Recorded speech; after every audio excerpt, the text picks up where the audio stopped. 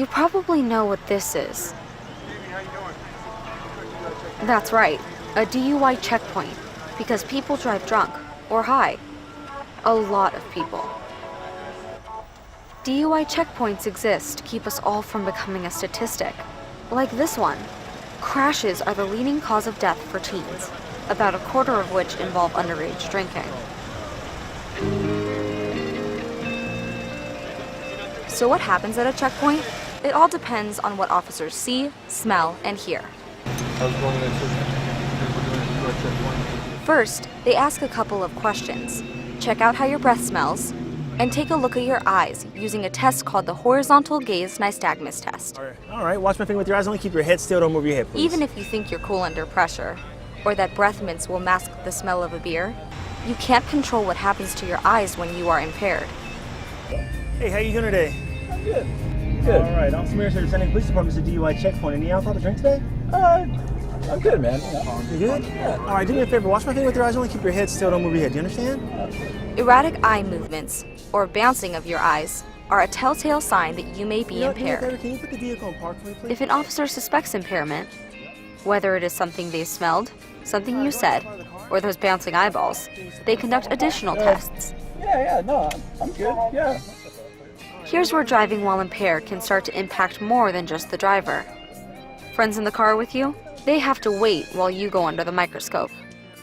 You may be checked for possible weapons and asked additional questions to see if you have a physical or mental limitation that would affect performance on the standardized field sobriety tests. There are a number of these balance and coordination tests, but here are the three most common: the walk and turn test, the one-leg stand test, and the Romberg test. This one requires you to stand, look up at the sky, close your eyes, and count to 30 seconds in your head. Standardized field sobriety tests are over 90% accurate in indicating impairment. If you don't perform well during these tests, the next step is the preliminary alcohol screening, or PAS for short. It determines your blood alcohol content, or BAC, and works by oxidizing and measuring any ethanol in your breath. If you are under 21, you have to take the PAS. Refuse, and your license will be suspended for a period of 1 year, and your car can be impounded. If the officers determine that you're not impaired, then you and any passengers who may still be waiting will be free to go.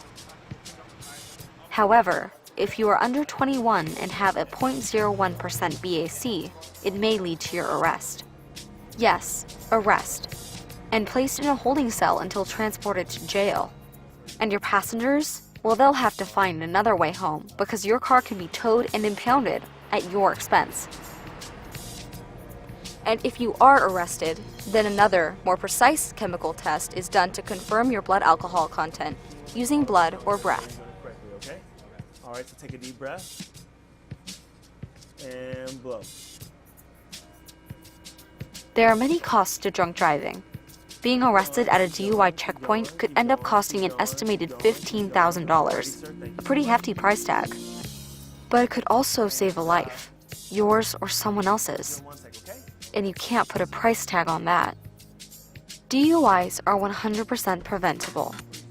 Make the responsible choice and decide to be a sober driver.